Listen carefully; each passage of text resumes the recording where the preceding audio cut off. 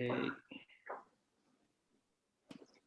Well, hello and welcome everyone. Thank you for joining us from whichever part of the world. Good afternoon, good morning. And we're very happy to host you today for this book lunch with Professor Mahmoud Mamdani, who is joining us, I think, from Kampala, Uganda, if I'm not mistaken.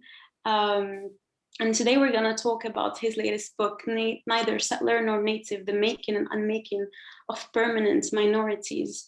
I'm delighted to be chairing this book lunch. My name is Amina Slimani, and I'm a doctoral research fellow at HUMA. HUMA is trying to think about what it means to be human on the continent and trying to think about the world from the South. And we're very happy to be having this conversation. This book lunch seminar is part of several seminars which HUMA hosts on a weekly basis. And it is a space for critical conversation and discussion. The book launch series is also a forum for acknowledgement and critical engagement with work that is being produced in Africa by Africans about Africa. And today we have Professor Mahmoud Mamdani, who's the Herbert Lehman Professor of Government and Professor of Anthropology and of Middle Eastern, South Asian, and African Studies at Columbia University. And he's also the director of the Makerere Institute of Social Research in Kampala, Uganda, also known as Misr. He is the author of Citizen and Subjects, When Victims Become Killers, and Good Muslim, Bad Muslim. Today's conversation is going to be hosted or in discussion with Dr. Dominique Sonda, who's an anthropologist and a junior research fellow at HUMA. And I think this is a very critical conversation, Professor Mamdani. It couldn't be more timely, especially with the genocide that is happening against our brothers and sisters in Palestine. So thank you for creating this space for us to be having this critical conversation. And welcome again. Thank you. The floor is yours. Thank you. I look forward to your guidance. What do you want me to do? Thank you so much. Perhaps we could start by talking about the book. We mentioned that we wanted the authors, we wanted the participants to read chapter 1, 3, and 5 of the book. And perhaps before diving into a Q&A and a discussion with Dr. Sonda, I was wondering if you could perhaps tell us a little bit about the book for the people who didn't have the chance to engage with it. Sure. Of course. You had asked me to prepare a 20-minute presentation, which I have. I was just wondering when was the slot. So I understand it is now. Thank you.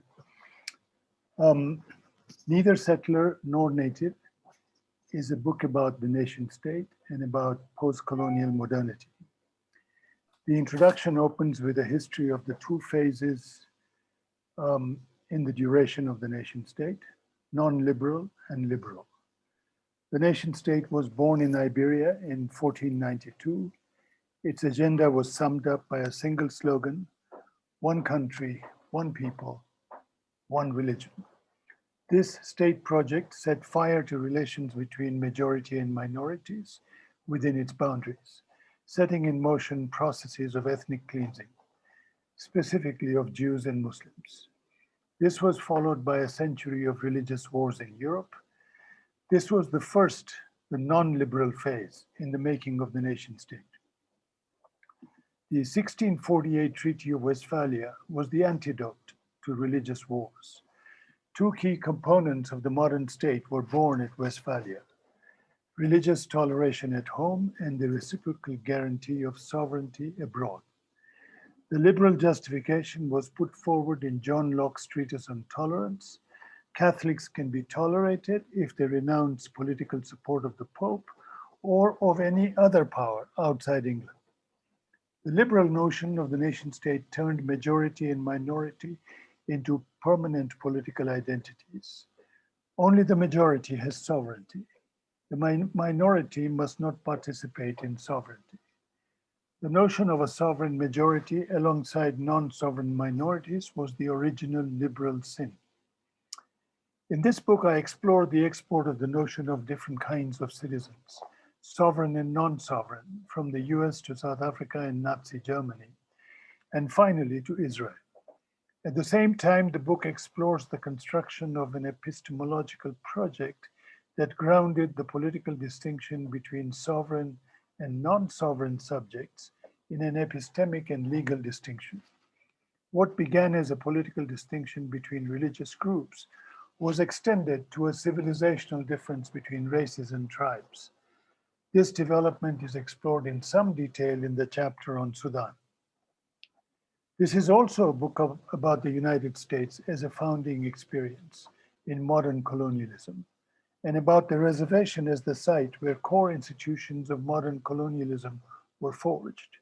In addition, this is a book about extreme violence as a consequence of modern nation state building in the post colonies. I contrast two ways of thinking of extreme violence. The first is the criminal model popularized by Nuremberg.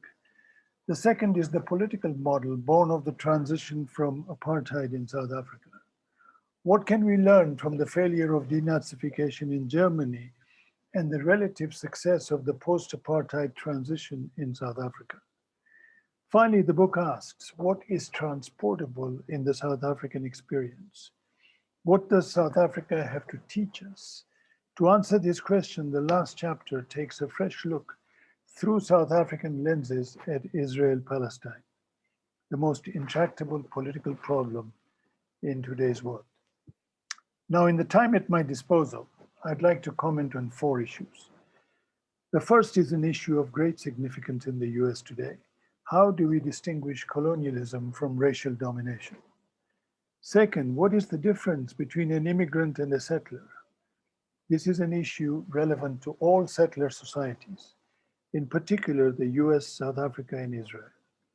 Third, what does it mean to think of identity as historical and political, born of a particular form of the state, as opposed to something natural and permanent? And finally, I point to the need to think of an alternative to the nation state so as to decouple the nation and the state. American Indians and African Americans. So what's in a name? How should we name the pre-Columbian communities of the Americas? As Indian or as native? What difference would it make if we renamed the National Museum of the American Indian in Washington, D.C. as the National Museum of the Native American? Why is it that the 1964 Civil Rights Act did not apply to Indians in reservations, but did to African Americans and other minorities, so that a separate Indian Civil Rights Act had to be passed in 1968? The two acts are not the same.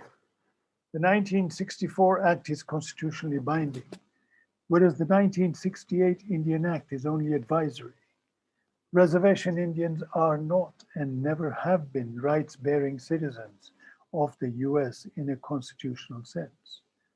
The reservation was a creation of the US. The reservation is a separate polity, separate from the US. The Europeans who came to America were not immigrants, they were settlers. Whether they seek equality or advantage, immigrants come to join existing polities. Settlers come to displace existing polities and establish their own exclusive sovereignty. Indian reservations are not part of the sovereign state we call the US. In the words of Chief Justice John Marshall, writing in mid-19th century, reservations are domestic dependent colonies. The Indian reservation was part of a two-state solution, a sovereign state alongside a non-sovereign protectorate. The two-state solution was Lincoln's contribution in the second half of the 19th century. It claimed to provide a permanent solution for Indians who had survived the genocide. America also originated the notion of differentiated citizenship, with only some participating in sovereignty. Until 1921, Indians were nationals, but not citizens. After that, Indians had to be naturalized as citizens, meaning they had first to be purged as members of Indian polities before they could become US citizens. Africans were enslaved individually and then governed in thousands of plantations. Indians were colonized as a people. Colonized Indians and African slaves represent two different strategies of domination with radically different consequences. Reservation Indians and African Americans do not have the same relationship to the US. Racial and colonial domination are not the same, even if racial discrimination is common to both. Economically, the American Indian symbolized stolen land. The African slave embodied stolen labor.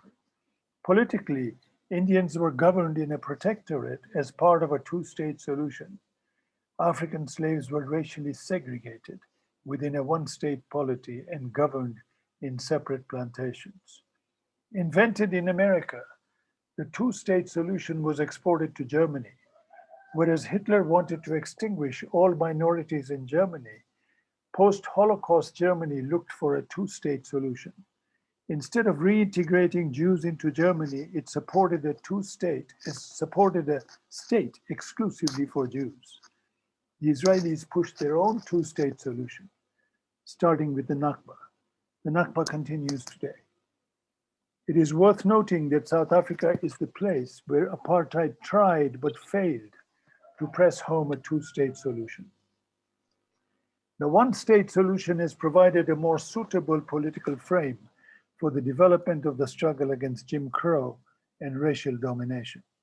A multi-state solution, as in the Indian case, fragmented and isolated the colonized in reservations, which South Africans called Bantustans. Even if it proceeded by fits and starts, sometimes even receded, the one-state framework has made possible the development of alliances. The two-state solution explains the continued isolation and colonial subjugation of the reservation Indians.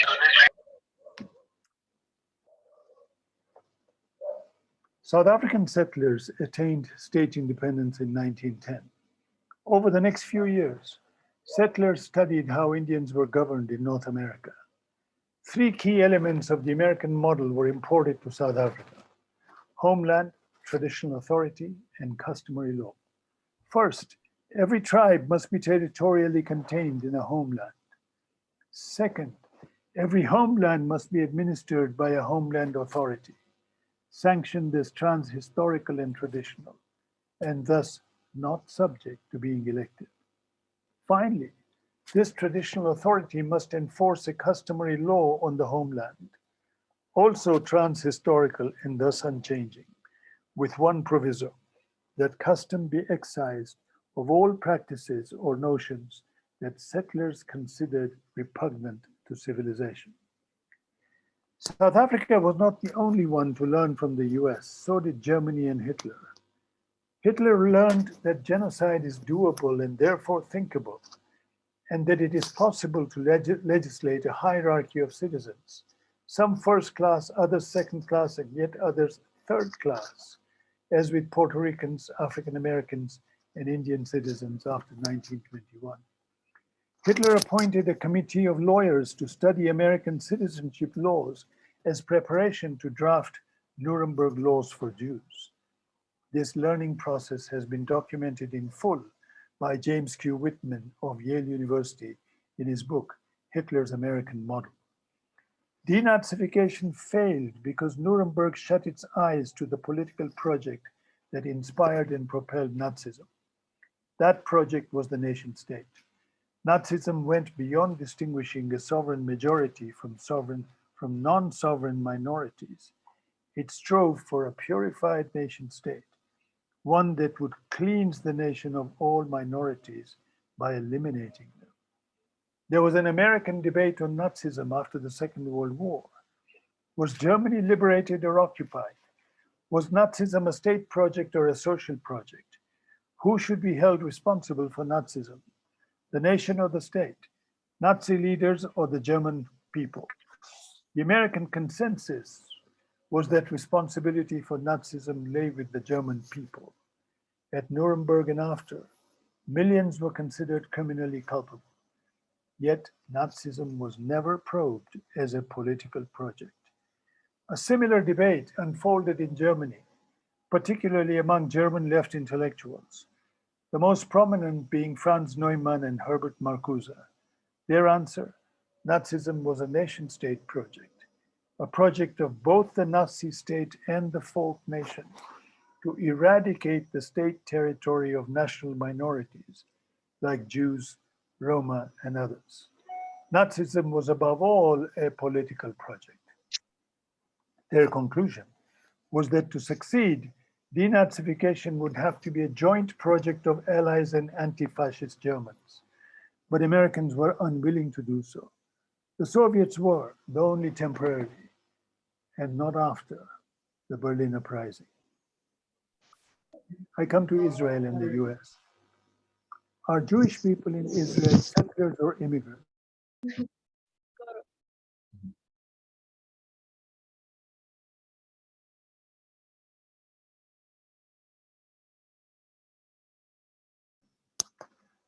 I don't know who muted me. At what point did I get muted? When you said I come to the US and Israel. Okay. Thank you. Sorry. Are Jewish people in Israel settlers or immigrants? The Jewish population of Mandate Palestine belonged to three groups: natives, immigrants, and settlers. The last being the group that wanted to establish an exclusive state. Palestinians inside Israel cannot participate in sovereignty. They have rights, even political rights, including the right to vote, but they cannot participate in power. Israel is a Jewish state. There is in Israel-Palestine an ongoing debate on the merits of a one-state versus a two-state solution. It calls on us to think through the difference between colonial and racial subjugation, even where racism plagues both. In American terms, it is the alternative represented by the African slave and the colonized Indian.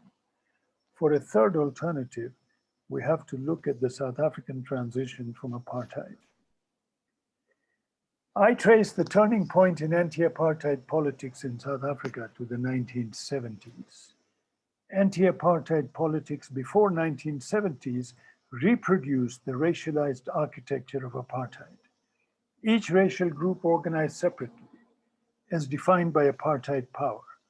Africans as ANC, Indians as Natal Indian Congress, coloreds as Colored People's Congress, and whites as Congress of Democrats. By reproducing the architecture of apartheid inside the resistance gave apartheid a natural flavor. The apartheid mindset was broken only in the 1970s. The key initiative came from the student movement, starting when Black students, led by Biko, left the liberal white student organization, formed their own separate body, and went on to organize township dwellers, starting with Soweto. Left in the wilderness, radical white students turned to organizing hostile workers on the fringes of townships.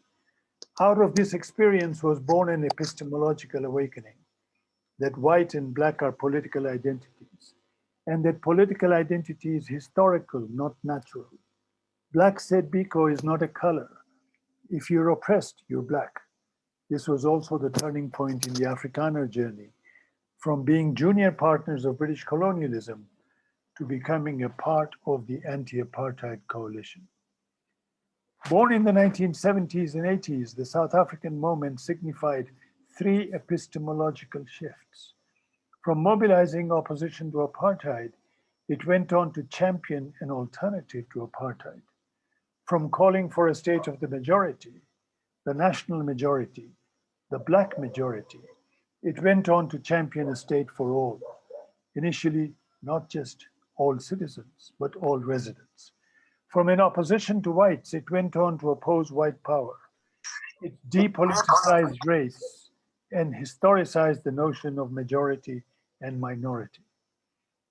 1994 led to the birth of a new political community. This outcome should be seen as an alternative to Nuremberg, which opened the gate to two purified states, a Germany without Jews and an Israel without Palestinians. Apartheid power was not defeated. Neither did apartheid win. The situation in the mid-80s could only be described as a stalemate. Why then did apartheid power agree to negotiate in 1990? Two considerations made captains of apartheid rethink their primary reliance on a military strategy.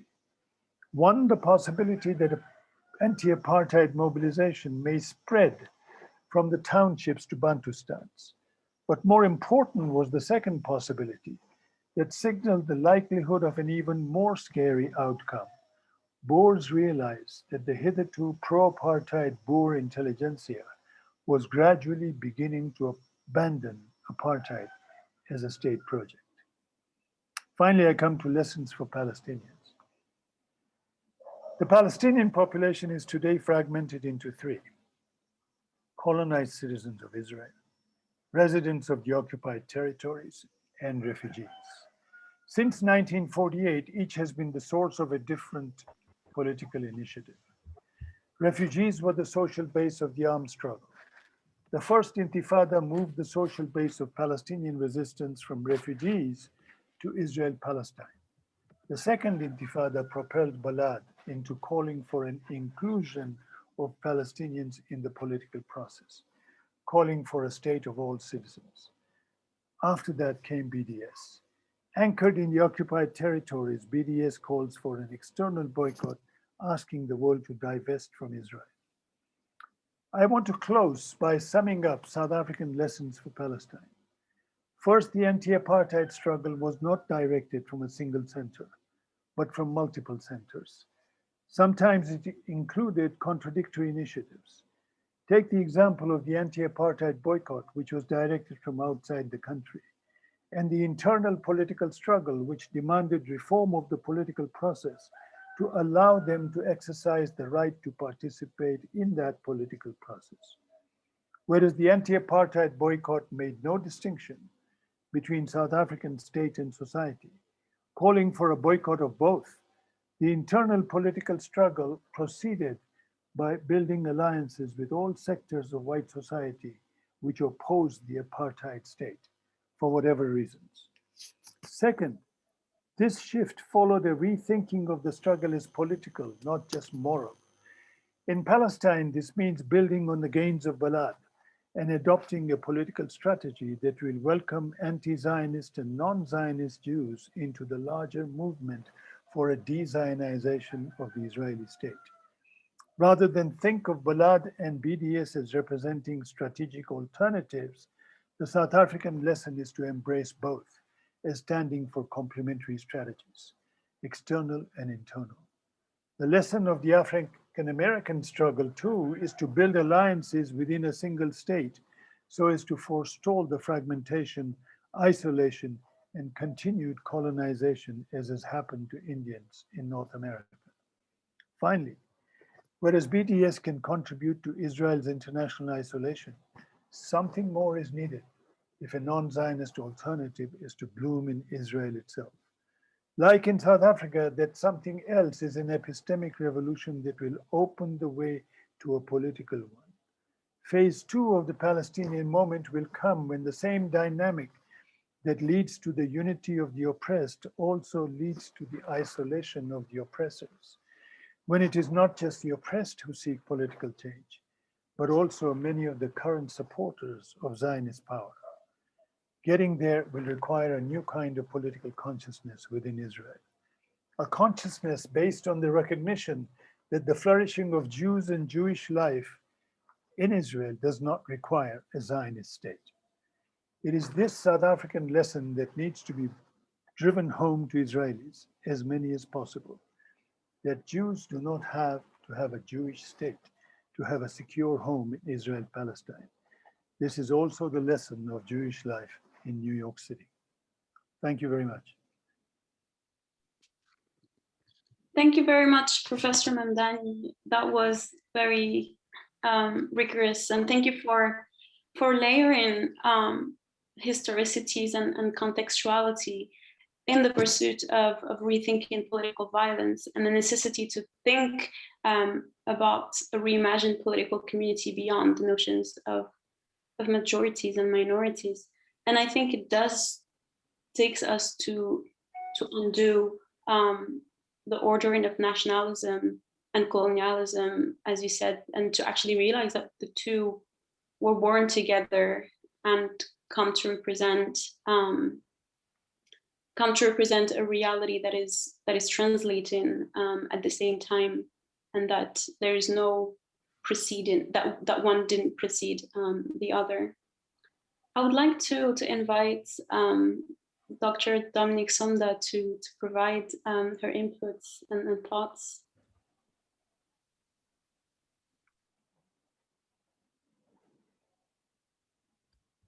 Thank you. Good afternoon, Professor Mamdani. Good afternoon, all. Thank you, Amina and Mimi, for inviting me to react to Professor Mamdani's book, Neither Settler Nor Native. It's a privilege to receive Professor Mamdani at HUMA book launch series, and it's really an honor for me to be here. I'm sure many others share the feeling that it's really a powerful read and timely read to accompany us as we witness the crimes against Palestinians the last week, especially. I will not abuse my privilege, and I will keep my remarks pretty brief. I'm sure there's a lot of people that have many questions today, so I will highlight a few points that are made in the book to give context to a few of my questions. And I hope this will serve as an opening for the Q&A. Mahmoud Mamdani's work is one that I regularly turn to when reflecting on the colonization of Africa and post-independence nation-state building, and also violent post-colonial nationalism.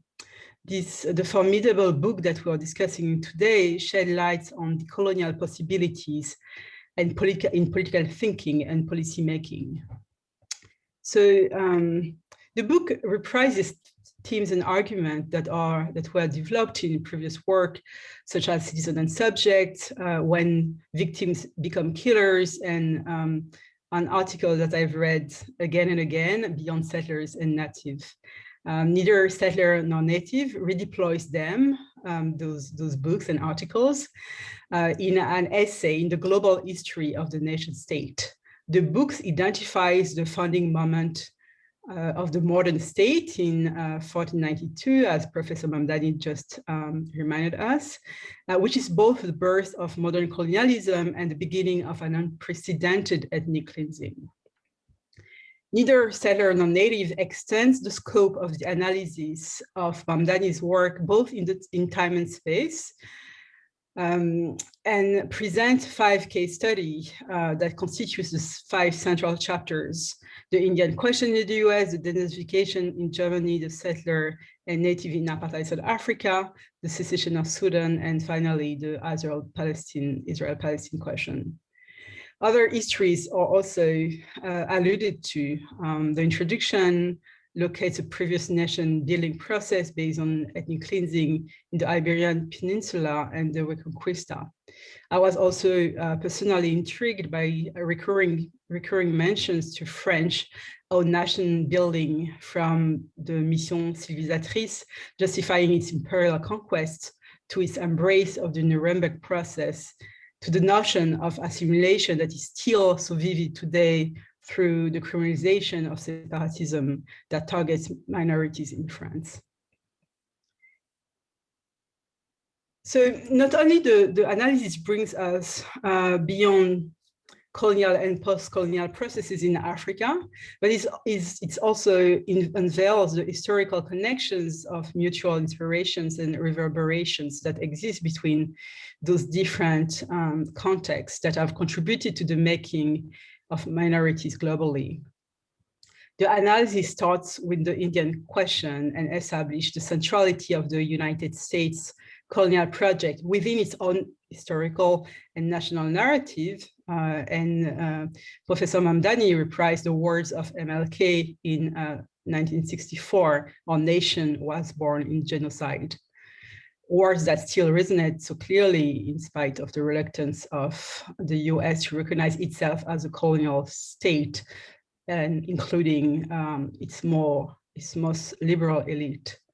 Mamdani also insists on the influence that the invention of the reservation has on both Germany's concentration camps and South Africa's institution of homelands or Bantustans with the 1913 Native Land Act. Indians were made aliens in the United States, as Mamdani demonstrated through references to legal text, arguments, and judgment. As the subtitle indicates, the making and unmaking of permanent minorities, the main argument concerns the constitution of the nation states has consistently relied on the reproduction of polarized classification and the exceptional statuses of minorities. So what are the minorities? The introduction clarifies the term. Minority status boils down to, and it's a quotation, minority status boils down to the foregoing of sovereignty. The state will never exist in the image of, in the image of the minority, which renounces any political project that would change the character of the state.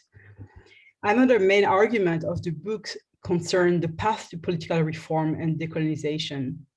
Professor Mamdani identifies three main obstacles: the universalism of the human rights campaign that reduce history to context. Second, neoliberalism that Professor Mamdani called the handmaiden of human rights, that depoliticize everything and for which the only group that is naturalized is the nation. And finally, modernist political theory that naturalized the nation and assume progress. Instead of the criminalization of atrocities on which human rights instruments and court focus, Professor Mamdani calls for a more political solution, the rethinking of the political community and political process in the aftermath of extreme nation building. And I cite him again. Political reform also is a prerequisite to the struggle for social justice.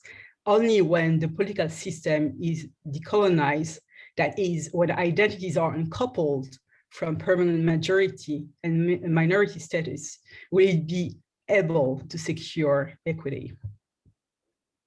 So I have a few questions, and I'm going to ask two, and if we have time, I'll ask more. So Professor Mamdani, you use the South African inspired model to think the start and the possibilities of decolonization of the political. Of the model, of the South African model, you said the following, and I'm citing you again. Rather than individualize violence as a standalone act, the political model addresses cycles of violence sustained by constituencies in conflict. And a little earlier, you stated, when South Africa threw off apartheid and replaced it with non-racial democracy, they began the process of rethinking and restructuring the internal political community. I call it the decolonization of the political. Could you characterize further the South African treatment of the aftermath of extreme violence and maybe address how its own decolonial process could be completed? The second question I would have for you now, Professor Mamdani, would concern reparations. How do you locate the question of reparations in the decolonial process? You address in passing in the book the inclusions of reparations concerning the descendants of those who were oppressed by the colonial state in the US. Indians, descendants of Indians, descendants of enslaved Africans, descendants of incorporated Mexicans, descendants of Puerto Rican as well. So how can they be, those reparation claims, how can they be truly political? So those are my first two questions. Thank you.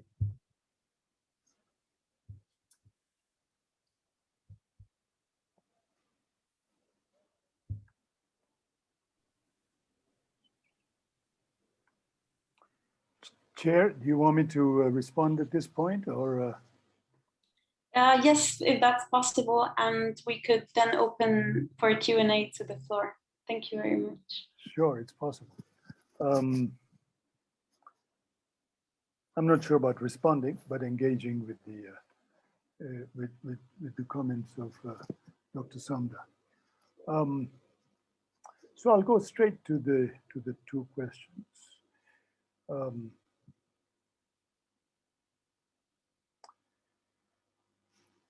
The first question, as I understood it, is about the South African model, the dichotomy I set up between individual violence and cycles of violence, and my focus on non-racial democracy, or at least the process of beginning moving towards a non-racial democracy. And the question is, how can this process be completed? I hope I have understood you correctly, Dr. Samda. You have, thank you. Yeah. Okay. So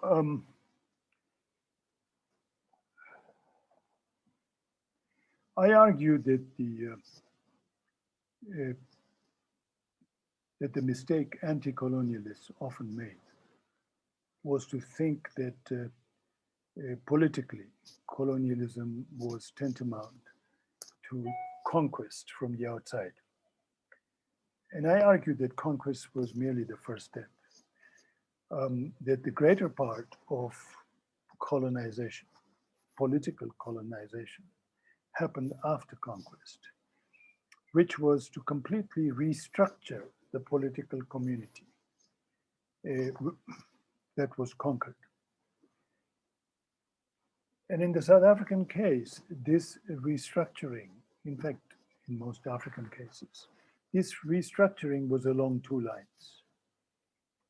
One was race, and the other was tribe. I distinguish tribe from ethnicity because I argue that ethnic identity is basically a cultural identity. And ethnic difference preceded colonization. Cultural difference existed long before colonization. But the thing about tribe is the claim that every ethnic group must have its own territory. It must have its sovereignty within that territory. And so tribe is the ethnic group with a homeland. And the homeland ruled through customary law and by a traditional authority. So if we accept this, then decolonization would have meant two things. It would have meant depoliticizing both race and tribe. Now, South Africa went some way in depoliticizing race by restructuring the legal and the political so as to expunge racial identity of legally enforced privilege. Now I'll come to social privilege when I respond to the second question. Okay. But South Africa did not take even one step in depoliticizing tribe. It in fact assumed that tribe is part of the culture of the indigenous peoples of South Africa.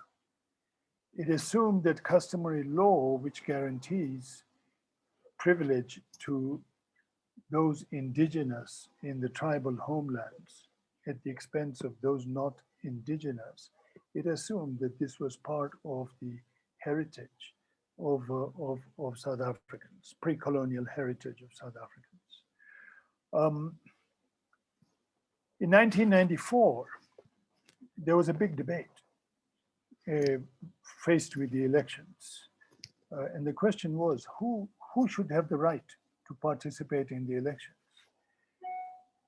Only citizens or also migrants?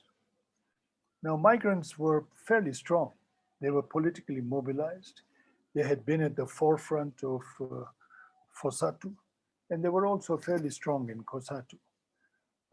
And the position won out that actually all those who live in South Africa should have the right to participate in the elections.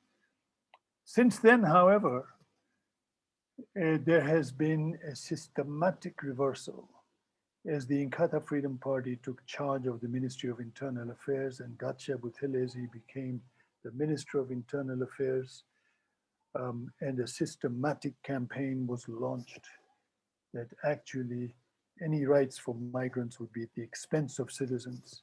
It would be migrants extracting privileges from what citizens rightly deserve.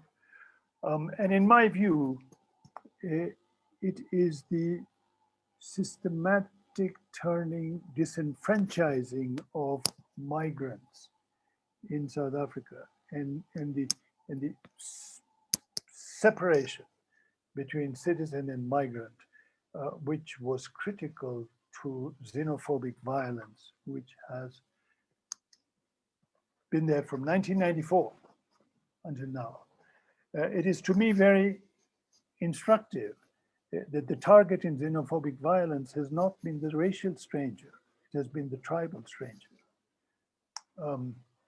And it asks on us to reflect on why. Now, the question of reparations, I'm not sure I understood this entirely, but I will take a shot at it. And then Dr. Samda, please let me know if I missed out anything. And I'll be happy to take a second chance, second try. So I try to understand the relationship between the political and the economic, and I actually argue that the political decolonization will not be durable unless it is followed by a decolonization of society, unless it is followed by some kind of social justice. And I also argue at the same time that this would not have been possible in 1994. Any attempt to move from political decolonization to social justice would have, because of the weakness of the anti-apartheid movement, and because the apartheid state had not been defeated, really, any attempt to move straight from the political to the social would have resulted in a civil war, which would have triggered two key lines, not only race but also tribe. And this was clear in the Kempton Park negotiations, a systematic coalition between the National Party, the Inkatha Freedom Party, and the right wing of the ANC itself. But I think that we have to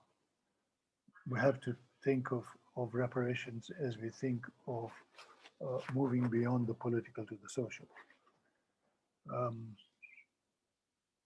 So that's my response. Thank you. Thank you. Thank you very much, Professor Mamdani, and thank you, Dr. Samda, for your remarks. I would like to let everyone know that if you'd like to ask a question, please do send it in the chat, or you can use the raise hand option at the bottom of your Zoom to indicate that you'd like to ask a question, and we'd ask you to unmute yourself and ask it. In the meantime, I do have a question, Professor Mamdani, and it's very much a bit of a shift from, not necessarily a big shift from what we're talking about at the moment, but I'm curious about the emotional labor that you put into the writings of your books. This one, Night, and when victims become killers as well, they are not the fluffy type of books that one could read in one go, or read and not feel anything. And I was curious about, as you do this work of tracing the entanglements of imperialism and racial discrimination, uncovering, redrawing, and tracing and retracing, how do you feel, and what kind of emotional labor does it require? Well, if I look back at my writing, I can identify two periods, kind of. The first was a very academic period, where I wrote because I wanted a PhD, and I wrote a thesis, and then I wrote because I was in the academy, in the university, and I was expected to write something at least every few years. So that was it was basically a career making exercise. And then, of course, several things happened. I went back to Uganda in 1979, and there I became part of this kind of movement, not really an organized movement, but sort of general a concern about how to move beyond the Amin period, what did society need. And I was part of the sort of Marxist group that had come back from the University of Dar es Salaam. And at that time, I began to, I was asked, the government in 1986. So in 1986, the Museveni government came into power. And they were really fairly weak. I mean, they had a very, very narrow cadre base. And they turned to some of us in the university. And I was asked to chair a commission of inquiry into the local government system, which is the system of basically how the state rules peasants, because it's peasants who are ruled, who are governed through local government structures. And we spent 2 years visiting most parts of the country. And I chaired the sessions with, where in peasant communities, and I began to ask myself. I said, look, there's no chance of a revolution here. Okay, we are not at that point where there can be a revolution. So what would reform look like? I began to ask myself this question: what would reform look like? And that drove me to think about the nature of the colonial state. I had thought of the nature of colonial exploitation.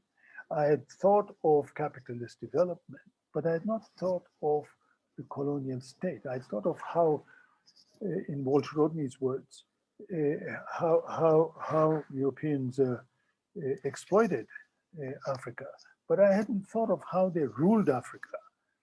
And this was a different question for me. And so I put all my energy into how to dismantle this mode of rule. First, to understand this mode of rule, then how to dismantle this mode of rule. And that's where I went beyond the question of race to the question of tribe, and to the question of custom and customary law, and etc. All of that.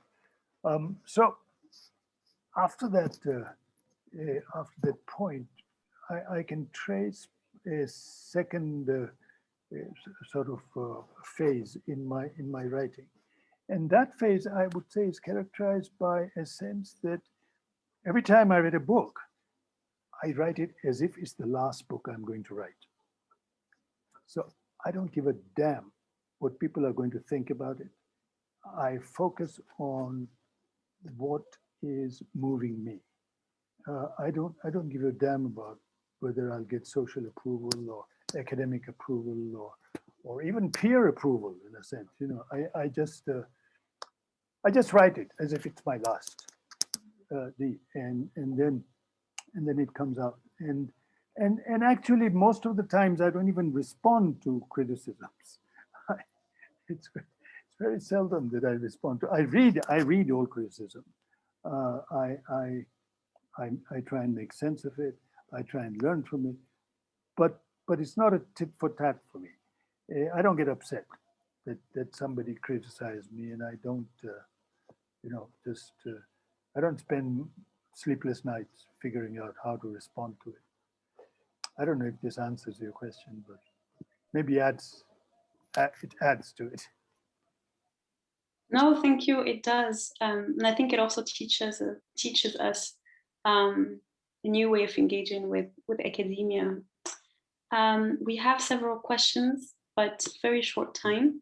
So I think what we will do is hear everyone's questions, and then perhaps Professor Mamdani, you can respond to them after they've all three have asked.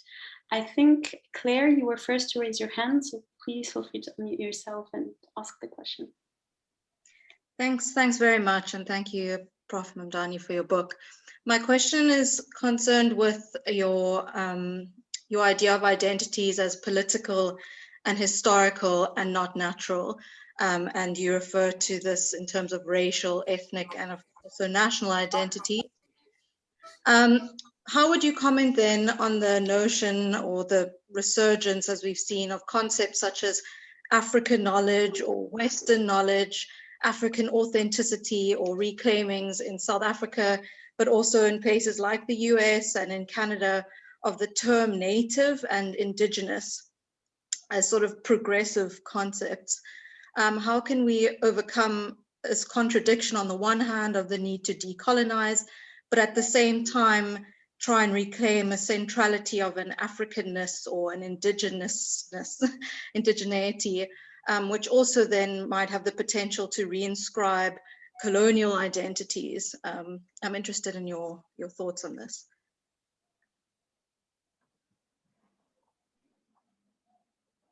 Do I answer or wait?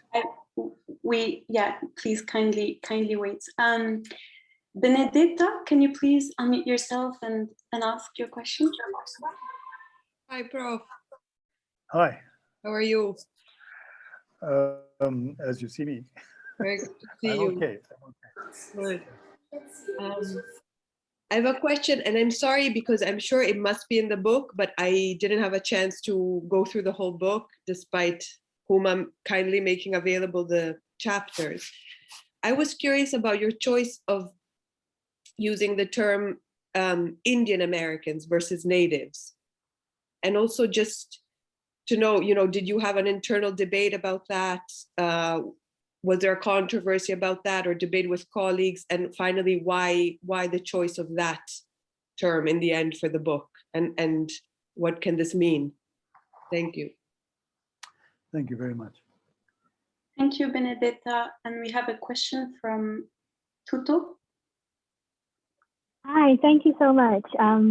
Prof. Mamdani, thank you for another really incredible book and helping to give us frameworks for thinking in the big picture.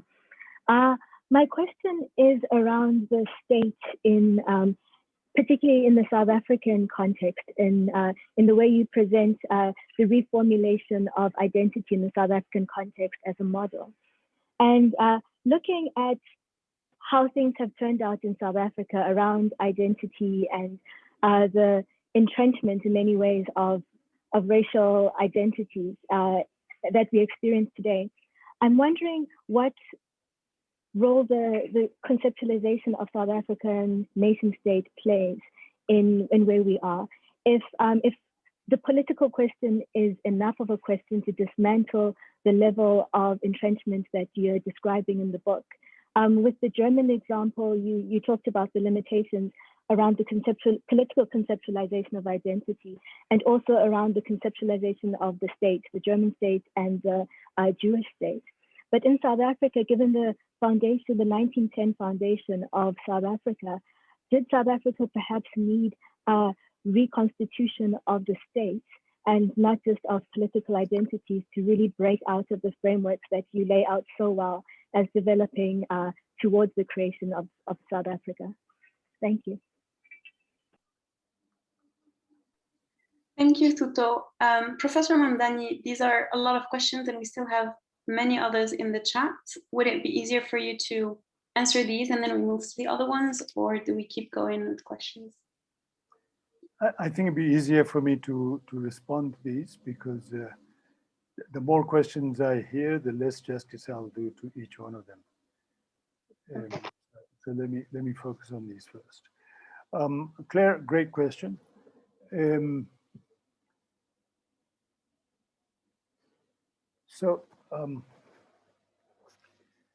I want to make a distinction between native, indigenous, local. The native is an invention of the settler. It is the settler who created the native. It is the settler who claimed that the distinction between the settler and the native is that the settler is a historical identity. The settler makes history. The settler creates a law, a civil law, which is transportable. It can be transported anywhere and everywhere. The native does not make history, because the native is tied to geography. The native does not make law, only custom. And native custom only makes sense within the confines of the native's geography. Native custom is not transportable, unlike the settler's law. So the settler had a civilizing mission. The native could only be authentic to the custom that he and she created, usually he, over a period of time. So my first concern was to come to grips with this binary. The first talk I gave in South Africa, I mean, I had to give a talk because I was A.C. Jordan Professor of African Studies. I had to give an inaugural talk. And I called the talk, "Can a settler ever become a native?" And you know, the place was packed just because of the title. And you can imagine that all those who were so upset at being identified as settlers were there, and they wanted to know the answer. And I began my talk by saying, no, the settler can never become a native. But there is a possibility, which is that both settler and native cease to exist. When I think about it now, maybe the very rudimentary ideas of this book kind of got formulated there. But I think, I mean, the Americans and the American left has fought very hard to generalize the notion of indigenous and native. The rights of indigenous people, the rights of native people, UN has passed resolutions on it.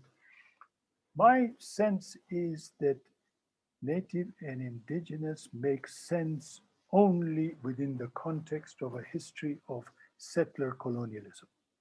Outside of settler colonialism and that history, for example, in places like Uganda, where every regime now rules by claiming that it is acknowledging the nativity of people in each district and their indigenous rights, and therefore discriminate against any Ugandan who has come from neighboring districts. You know, customary law, you know that. And I think this has been turned around as a kind of a venomous thing, in the interest of colonial and post-colonial rulers, kind of. But that does not mean that I don't. I mean, Benedetta knows she was teaching at Makerere Institute of Social Research, and our project there has been about how do you theorize local knowledge? How do you think the world from an African vantage point, rather than think Africa as separate? I mean, we don't subscribe to the notion of African studies. We don't subscribe to the notion of area studies. We believe that Africans should have the ambition of understanding the world from their own vantage point, realizing that every understanding of the world is based on a perspective. There is no universal understanding, and so we do have a very strong interest in historicity, locality, all these things, but without taking on board the language of native, indigenous, etc. So that's Benedetta. To your question, Indian American and Native. I think first of all, let's say both are problematic. Both are problematic for one reason, which is that both are impositions from the outside. Neither is a product of that history. The history of the people we are talking about. But more than that, there is a second problem with the word native, which is not there with the word Indian American. Not Indian American, but American Indian. I think, yeah, Indian Americans are Americans who came from South Asia. They call themselves Indian Americans, but American Indian. So here's the problem. The word native, like what the Canadians say, First Nations, right, presumes that these people were part of the political community we call Canada or the United States of America.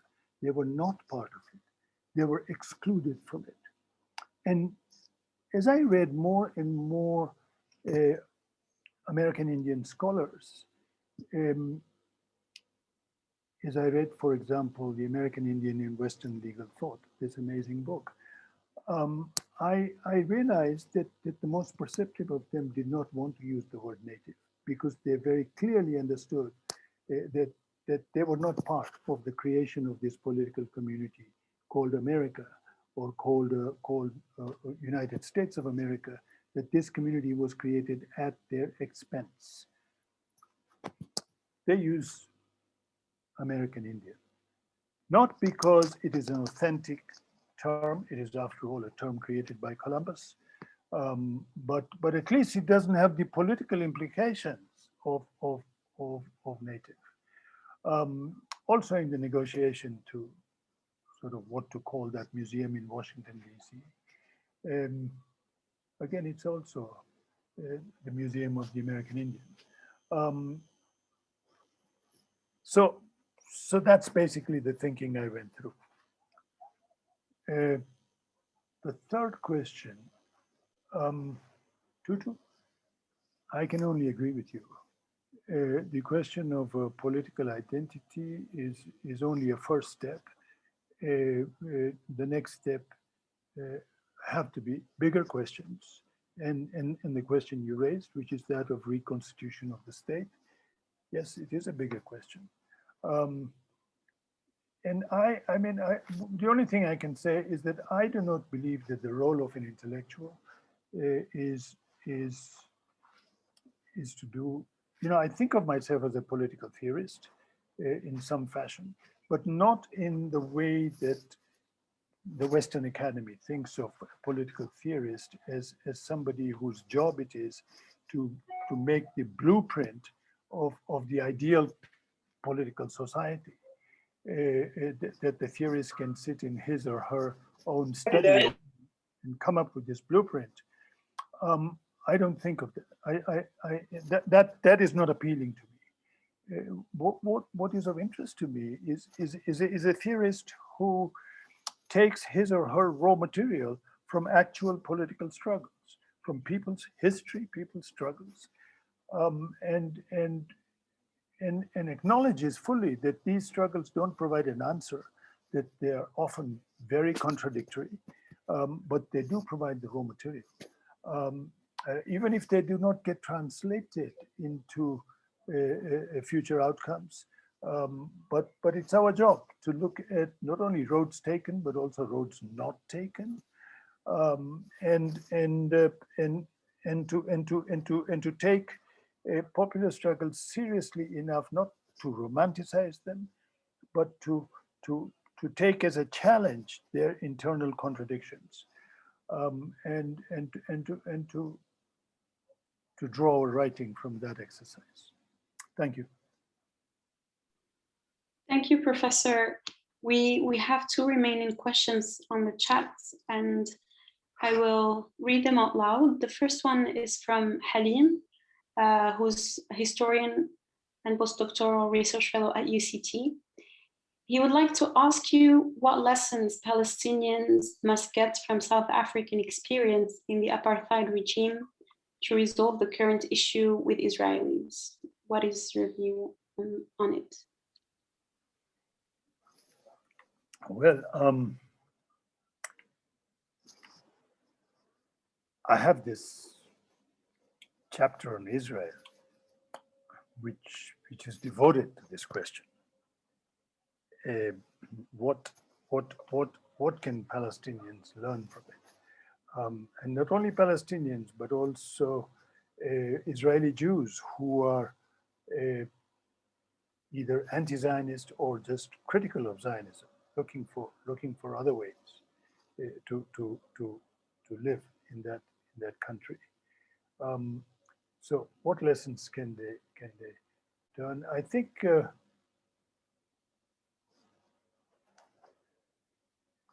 I've tried to sum them up in my talk today. One is that not to naturalize identity, to understand that identity is historical, it's political. Identity is the offspring of a particular form of the state. Identity is not just a voluntary act of those who live in that society. Identity is also imposed by the state from above. You do not just choose. The state decides as to who you are. Just look at the census in any country, and you will see the categories in that census, and that's it. It's like the menu in a restaurant. You can't order something not on the menu. You've got to order something which is on the menu, and the census is like a menu, and you decide who you are. Except that in Israel, you cannot decide that I'm a Jew. If you are a Palestinian, you can't decide that. Just as in apartheid South Africa, you couldn't say I'm white. I mean, if you were, there was the pencil test and all kinds of tests, right? Beyond looking at people and hearing their accent and stuff like that. So one is that identity is historical and political, and two is that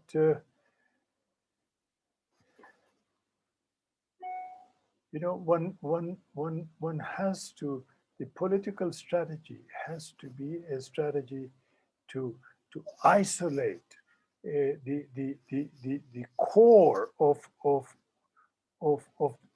the oppressor, to recognize that there is a middle ground to fight for.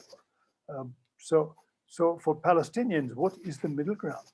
The Israeli state has, like the South African state, created Africans, then then Africans into so many tribes, then Indians, then coloreds, like that. The Israeli state has also separated Arab from Bedouin from those who live. I'm forgetting the name right now. In the Golan Heights, different identities. So the whole point is to fragment the oppressed and to accentuate the differences between the oppressed to the maximum level. And the point of a resistance movement has to be to downplay those differences, not to ignore them, to negotiate them, to bring them together, and then to fight for the middle ground. The middle ground here would be the Israelis who are not committed to Zionism. They may be a small minority. I mean, how many radical white students were involved in the Durban strikes of 1973? A few dozen, right? But what they were able to do, the example they were able to set, that it is possible for a white person to cross the line. And they set an example for those who came later. Later was 15 years later, 20 years later, but they did set an example. So, I mean, today you can see one thing is already happening. Already, the fragmentation of Palestinians between Gaza, occupied West Bank, inside Israel, refugees, these four fragments. This present struggle is bringing them together. So that's a big development. What is not happening, and the fact that I'm sure everybody who lives inside Israel knows that the settlers are armed and the Palestinians are not armed, except in Gaza. And the settlers are able to wreak violence and revenge on the Palestinians, more or less with impunity. And I mean, when we read of the violence in what they call the mixed cities, I'm sure this has also an educative effect on others. I can only say that much, not more. Thank you, Professor. I would like to apologize because we've gone through above time, and I hope you're not. I hope we didn't interfere with any engagements. And I would like to thank everyone here on the call. We have one last question, so please feel free to stay if you'd like to listen to it and to hear Professor Mamdani's answer. If you have to go, you can still watch the end of this talk on our Facebook page as it's recorded.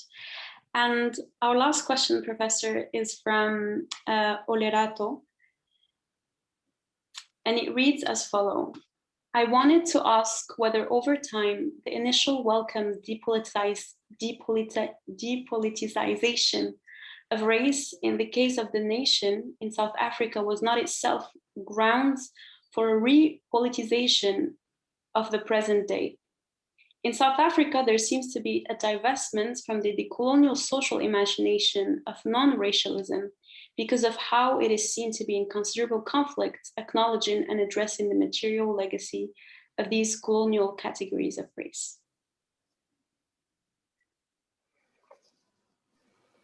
I'm not sure I got it, but the thing is, you are there, I'm not, right? You're asking me about the present,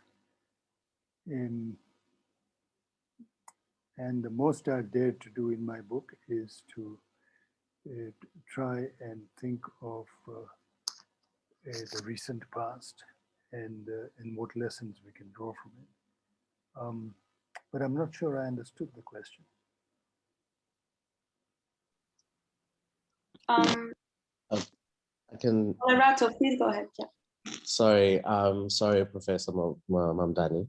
So basically the question asks whether, because you stated in your book and in other works that there's a sense in which the depoliticization of race in terms of the nation in South Africa, so I'm speaking in relation to the Rainbow Nation, is something that is almost like a positive or welcomed, something that is positive or welcomed within, I guess, the broader decolonial project of the state and the nation in the African context, right?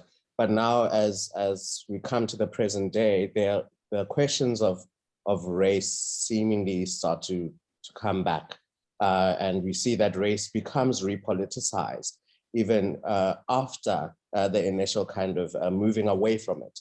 So in one sense, the question is about whether are we going to be perpetually stuck in this cycle of kind of of race becoming a very sticky category, so to speak, particularly because of the material realities that are associated with race, despite the fact that race in of itself, as you state, is something that should be understood as not necessarily a natural category.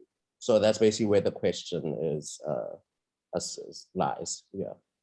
Sure, I get the question. Thank you. Look, the depoliticization of race has been mainly in the legal and the political domain, not in the social domain. You hit the nail on the head when you said that race is being repoliticized, and are we doomed to go through this sort of back and forth because we haven't really managed to decouple race from privilege. This privilege doesn't have to be legal privilege. It doesn't have to be even political privilege. But this privilege can be socially inherited. And that's where comes in the question of reparations. Because I don't think we should confuse reparation with affirmative action. Affirmative action, even though focused on historically disadvantaged groups, is basically about action targeting individuals within these historically disadvantaged groups. We should be thinking of reparations in terms of communities, because what the ancestors, what the previous generations went through, the expropriation, the deprivation, etc., is inherited by the present generation simply through the limitations they experience in their day-to-day life. Just as the privileges legally ensured by ancestors and previous generations are inherited by the present generation simply through inheritance laws and more than that, you know. So with this, how do we move forward? I think the focus has to be on communities, not on individuals. But I also think the question as to if there are reparations, then who pays for it? And to me, the answer is very clear. It is the state which has to pay for it. I think the point made over and over again that reparations will be an exercise where the society will be divided between those who pay and those who get paid. I think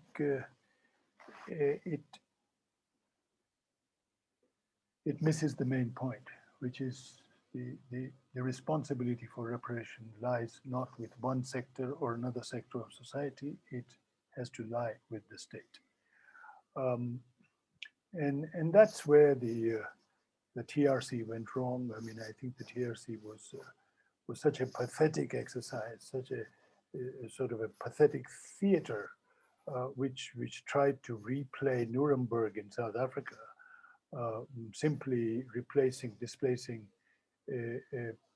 crime and punishment with crime and forgiveness, but always thought of crime in an individual sense.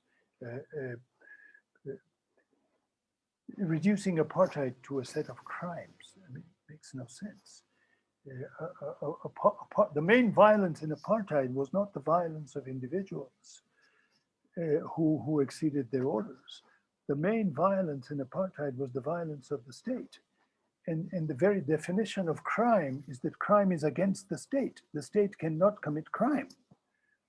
Individual operatives in the state can commit crime, but not the state. Now, what do you do when the perpetrator of violence have been not individuals in the state, but the state itself? So it is that state, because one of the worst things about this political settlement was that the post-apartheid state inherited all the liabilities of the apartheid state, including the claim that apartheid was rule of law. So I think, I mean, to me, it's heartening when I see, for example, roads must fall or fees must fall. I see that it doesn't just reproduce racial lines. I see in the younger generation a mobilization and a participation. Of course, it's accentuated in certain ways with particular skin colors and less so with others.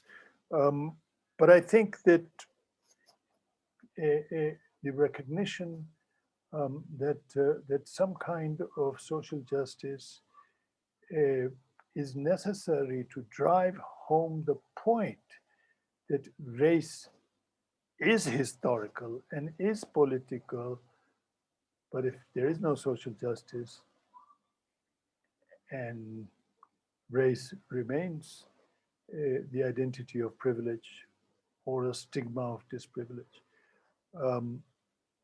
then this transition will not be durable.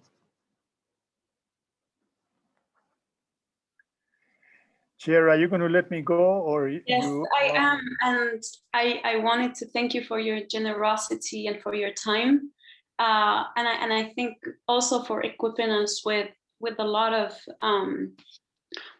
tools to think about our world today, about our present especially, and about the importance of communities in trying to think about reparation. And I think you've also provided us tools to think about the modern state, the historicity of identities, and critical approaches to not think of colonialism and nationalism as separate from one another, but that they're overlapping layers as continuous durabilities. And I think I'm not the only one, but I wish we could listen to you all day, but I don't think we can do that. But we will read the book and the other books and the previous books and reread as much as possible, and definitely engage with the thoughts and ideas that you've brought us in our work moving forward. And I think a lot of us have already done that here as well. Thank you so much, Professor Mamdani, and thank you to everyone who stayed. We appreciate, and who came as well. Please do join us for our other seminars that happen at HUMA. There's a huge lineup of seminars happening this week and next week and for the entire year. So do check our Facebook page and our Twitter as well, where we update all the seminars. Have a good afternoon and have a good evening, and thank you again. Sure. Thank you. Thank you very much. Thank you to everybody who listened to me, and voices I heard, but faces I couldn't see. So thank you. Bye. Bye-bye.